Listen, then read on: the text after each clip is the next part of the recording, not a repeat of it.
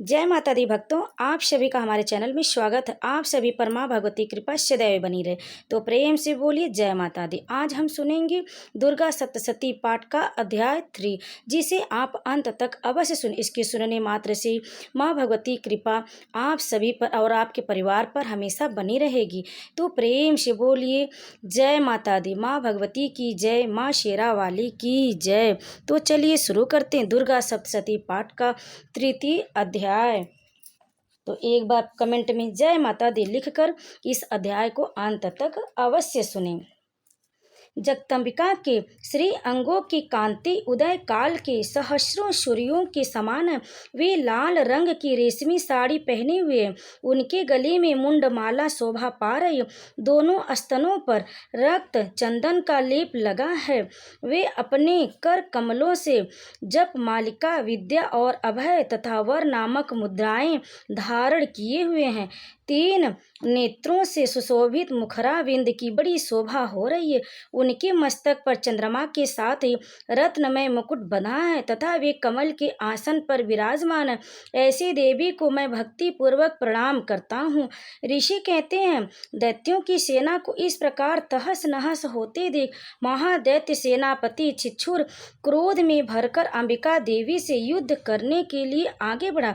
वह असुर रणभूमि में देवी के ऊपर इस प्रकार बाणों की वर्षा करने लगा, जैसे बादल मेरुगिरी के शिखर पर पानी की धार बरसा रहा हो।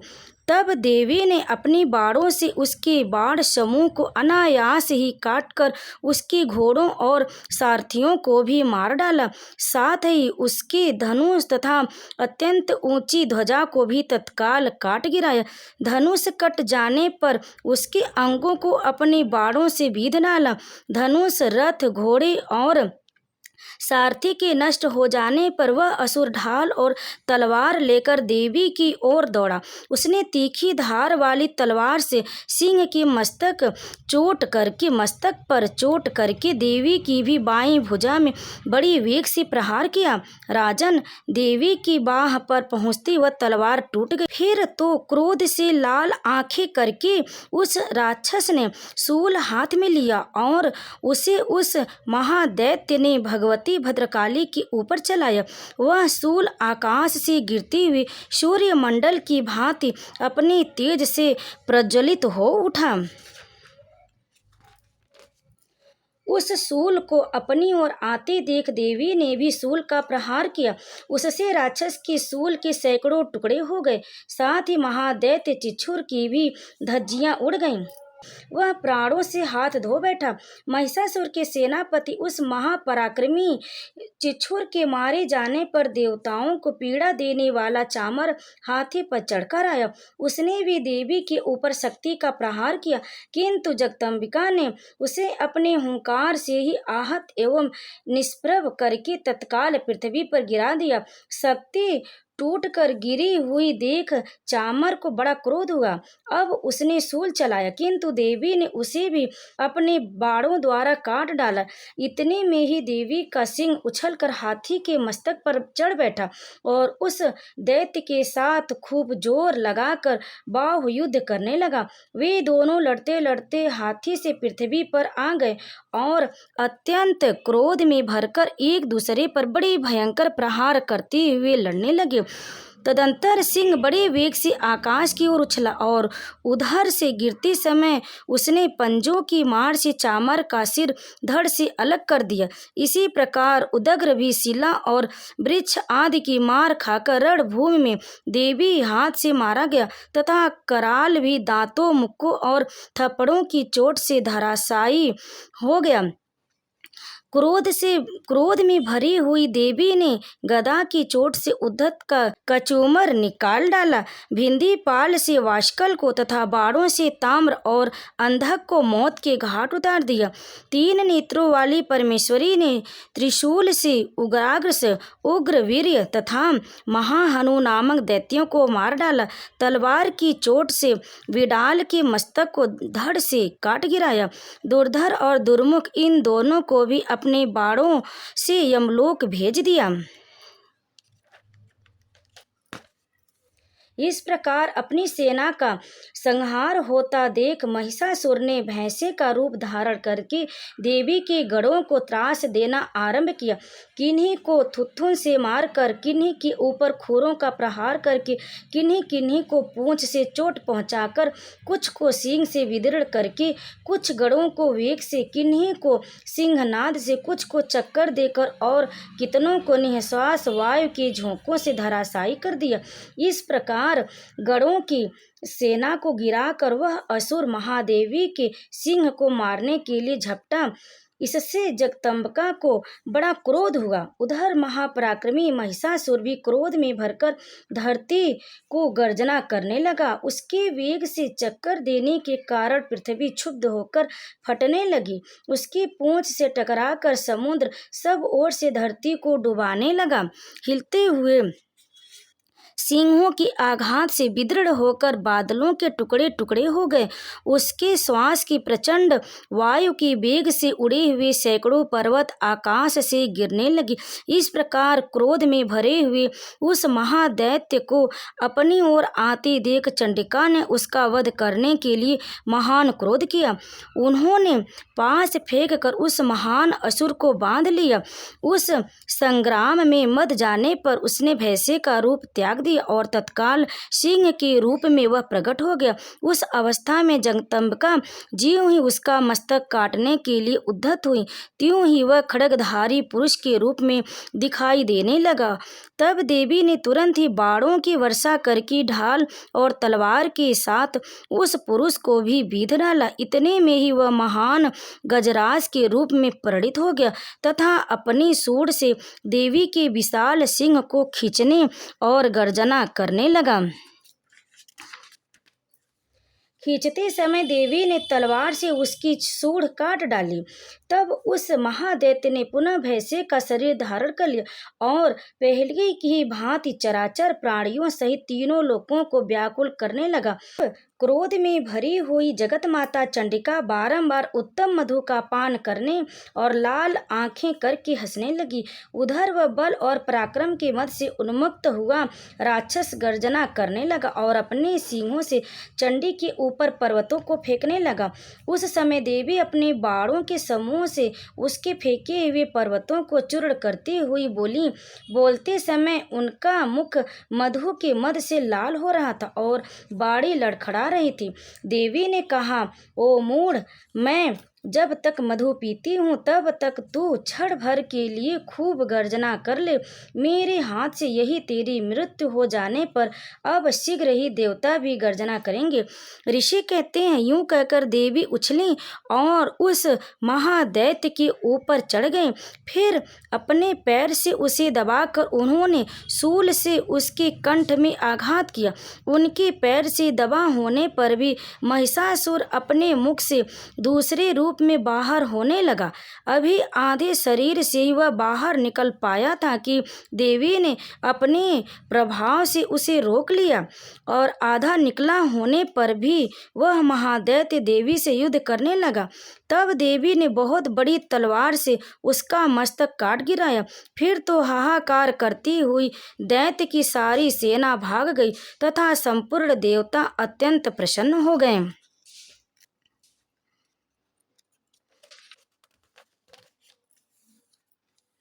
देवताओं ने दिव्य महर्षियों के साथ दुर्गा देवी का स्तवन किया।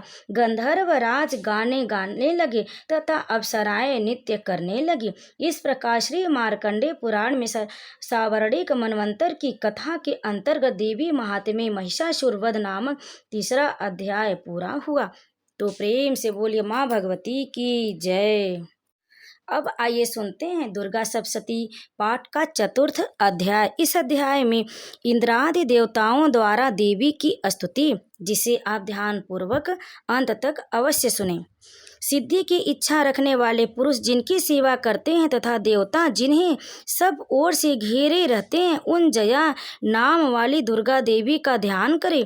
उनके श्री अंगों की आभा काली मेघ के समान श्याम, वे अपने कटाक्षों से शत्रु समूह को भय प्रदान करती। उनके मस्तक पर आबद्ध चंद्रमा की रेखा शोभा पाती। वे अपने हाथों में शंख चक्र कृपाण और त्रिशूल धारण करती हैं। उनके 3 नेत्र हैं, वे सिंह के कंधे पर चढ़ी हुई हैं और अपने तेज से तीनों लोकों को परिपूर्ण कर रही हैं। ऋषि कहते हैं, अत्यंत पराक्रमी दुरात्मा महिषासुर तथा उसकी दैत्य सेना के देवी के हाथ से मारे जाने पर इंद्र आदि देवता प्रणाम के लिए गर्दन तथा कंधे को झुकाकर उन भगवती दुर्गा का उत्तम वचनों द्वारा स्तमन करने लगे। उस समय उनके सुंदर अंगों में अत्यंत हर्ष के कारण रोमांच हो आया था। देवता बोले, संपूर्ण देवताओं की शक्ति का समुदाय ही जिनका स्वरूप है तथा जिन देवी ने अपनी शक्ति से संपूर्ण जगत को व्याप्त कर रखा है, समस्त देवताओं और महर्षियों की पूजनीय उन जगदम्बा को हम भक्ति पूर्वक नमस्कार करते। हम लोगों का कल्याण करें। जिनके अनुपम प्रभाव और बल का वर्णन करने में भगवान शेषनाग ब्रह्मा जी तथा महादेव जी भी समर्थ नहीं है, वे भगवती चंडिका संपूर्ण जगत का पालन एवं अशुभ भय का नाश करने का विचार करें। जो पुण्य आत्माओं के घरों में शिवों में लक्ष्मी रूप से, पापियों के यहाँ दरिद्रता रूप से, शुद्ध अंतःकरण वाले पुरुष के हृदय में बुद्धि रूप से, सत्पुरुषों में श्रद्धा रूप से तथा कुलीन मनुष्यों में लज्जा रूप से निवास करती हैं, उन आप भगवती दुर्गा को हम नमस्कार करते। हे देवी, आप संपूर्ण विश्व का पालन कीजिए। देवी, आपके इस अचिंत्य रूप का असुरों का नाश करने वाले भारी महापराक्रम तथा समस्त देवताओं और दैत्यों के समक्ष युद्ध में प्रकट किए हुए आपके अद्भुत चरित्रों का हम किस प्रकार वर्णन करें। आप संपूर्ण जगत की उत्पत्ति के कारण हैं। आप में सत्वगुण, रजोगुण और तमोगुण, ये तीनों गुण विद्यमान हैं, तो भी दोषों के साथ आपका संसर्ग नहीं जान पड़ता। भगवान विष्णु और महादेव जी आदि देवता भी आपका पार नहीं पाते। आप ही सबका आश्रय हैं। यह समस्त जगत आपका अंशभूत है, क्योंकि आप सबकी आदिभूत अव्याकृता परा प्रकृति हैं। देवी, संपूर्ण यज्ञों में जिनके उच्चारण से सब देवता तृप्ति लाभ करते हैं, वह स्वतः आप ही हैं। इसके अतिरिक्त आप पितरों की भी तृप्ति का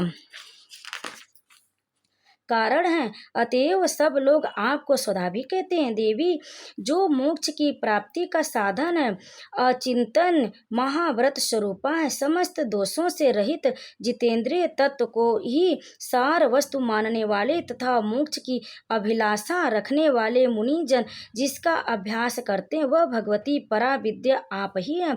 आप शब्द स्वरूपा है, अत्यंत निर्मल ऋग्वेद, यजुर्वेद तथा उद्गीत के मनोहर पदों के पाठ से युक्त सामवेद का भी आधार आप ही हैं। आप देवी त्रयी, 3 वेदों और भगवती 6 ऐश्वर्यों से युक्त हैं। इस विश्व की उत्पत्ति एवं पालन के लिए आप ही वार्ता, खेती एवं आजीविका के रूप में प्रकट हुए हैं। आप संपूर्ण जगत की घोर पीड़ा का नाश करने वाले हैं। देवी, जिससे समस्त शास्त्रों के सार का ज्ञान होता है, वह मेधा शक्ति आप ही हैं। दुर्गम भव सागर से पार उतारने वाली नौका रूप दुर्गा देवी भी आप ही हैं। आपकी कहीं भी आसक्ति नहीं है। कैटभ के शत्रु भगवान विष्णु के वक्ष स्थलों में एकमात्र निवास करने वाली भगवती लक्ष्मी तथा भगवान चंद्रशेखर द्वारा सम्मानित गौरी देवी भी आप ही हैं। आपका मुख मंद मुस्कान से सुशोभित निर्मल पूर्ण चंद्रमा के बिंब का अनुकरण करने वाला और उत्तम सुवर्ण की मनोहर कांति से कमनीय है। तो भी उसे देखकर महिषासुर को क्रोध हुआ और सहसा उसने उस पर प्रहार किया। यह बड़े आश्चर्य की बात है। देवी, वही मुख जब क्रोध से युक्त होने पर उदय काल के चंद्रमा की भांति लाल और तनी हुई भौहों के कारण विकराल हो उठा, तब उसे देखकर जो महिषासुर के प्राण तुरंत नहीं निकल गए, यह उससे भी बढ़कर आश्चर्य की बात है, क्योंकि क्रोध में भरे हुए यमराज को देखकर भला कौन जीवित रह सकता है। देवी, आप प्रसन्न हो। परमात्मा स्वरूप आपके प्रसन्न होने पर जगत का अभ्युदय होता है, और क्रोध में भर जाने पर आप तत्काल ही कितनी कुलों का सर्वनाश कर डालती है। यह बात अभी अनुभव में आई है, क्योंकि महिषासुर की यह विशाल सेना क्षण भर में आपकी कोप से नष्ट हो गई।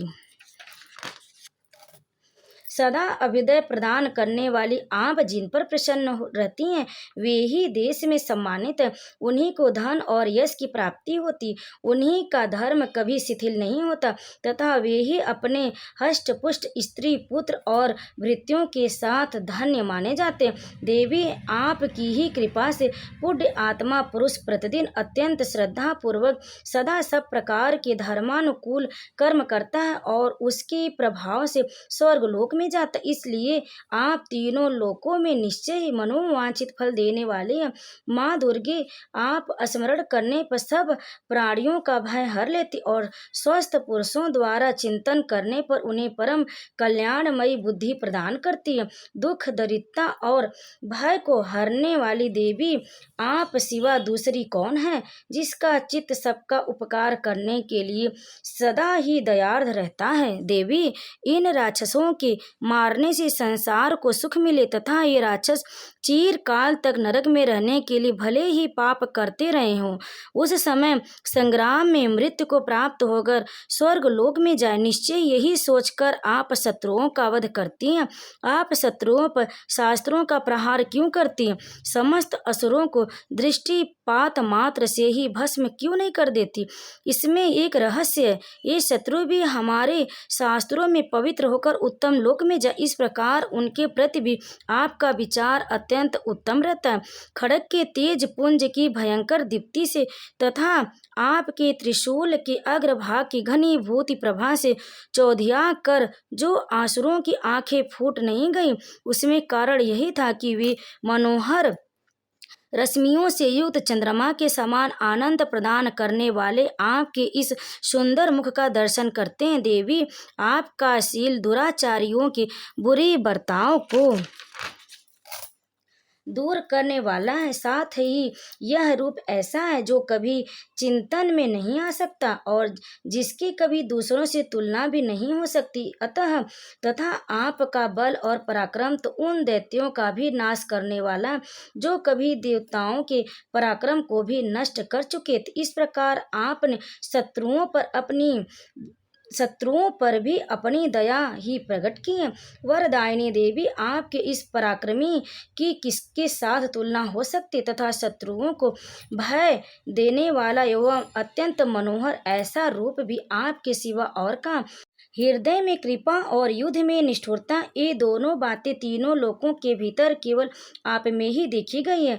मातः आपने शत्रुओं का नाश करके इस समस्त त्रिलोकी की रक्षा की है। उन शत्रुओं को भी युद्ध भूमि में मारकर स्वर्गलोक में पहुंचाया है तथा उन्मत्त दैत्यों से प्राप्त होने वाले हम लोगों के भय को भी दूर कर दिया। आपको हमारा नमस्कार है। देवी, आप शूल से हमारी रक्षा करें। अंबिके, आप खड्ग से भी हमारी रक्षा करें तथा घंटा की ध्वनि और धनुष की टंकार से भी हम लोगों की रक्षा करें। चंडिके, पूर्व पश्चिम और दक्षिण दिशाएं में आप हमारी रक्षा करें तथा ईश्वरी, अपने त्रिशूल को घुमाकर आप उत्तर दिशा में भी हमारी रक्षा करें। तीनों लोकों में आपके जो परम सुंदर एवं अत्यंत भयंकर रूप विचरते रहते हैं, उनके द्वारा भी आप हमारी तथा इस भूलोक की रक्षा करें। अंबिके, आपके कर पल्लों में शोभा पाने वाले खड्ग, शूल और गदा आदि जो अस्त्र हों, उन सबके द्वारा आप सब ओर से हम लोगों की रक्षा करें।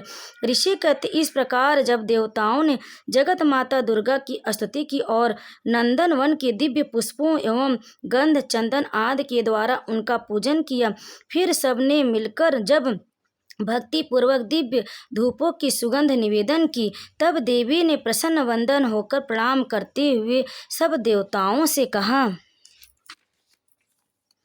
हे देवी देवताओं, तुम सब लोग मुझसे जिस वस्तु की अभिलाषा रखते हो उसे मांगो। देवता बोले, भगवती ने हमारी सब इच्छा पूर्ण कर दी, अब कुछ भी बाकी नहीं, क्योंकि हमारा यह शत्रु महिषासुर मारा गया।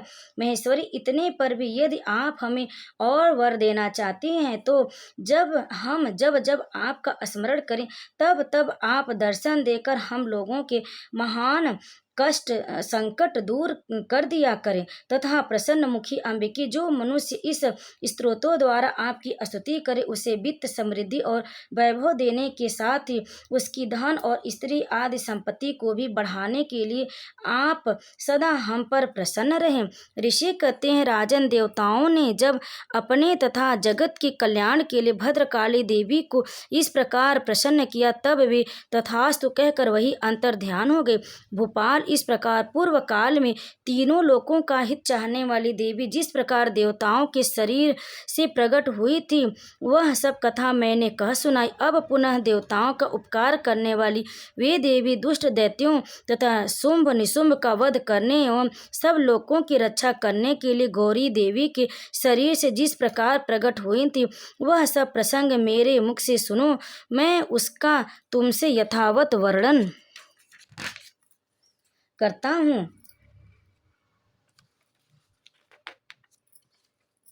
इस प्रकार श्री मार्कंडेय पुराण में सावर्णिक मनवंतर की कथा के अंतर्गत देवी महात्म्य में शुक्रादि वसुति नामक चौथा अध्याय पूर्ण हुआ। तो प्रेम से बोले माँ भगवती की जय।